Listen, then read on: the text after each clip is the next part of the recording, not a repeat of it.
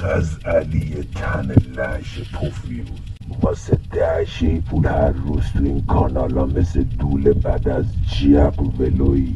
ای خزعلی تن لش، یه روز از مال پهلوی ها میری بالا، فردا از مال اصلاح طلب و میای پایین. یه روز میگی خانواده من مال پهلوی ها رو کشیدن بالا، باید معذرت خواهی کنن. هفته بعدش میای میگی پهلوی ها دزدن. دکتر بستم به کونه، تو دکتر نیستی، تو لشخوری. هیچی که برای گفتن نداری، فقط هر جا میشینی میگی برادر من مغزش پاشیده به در و دیوار.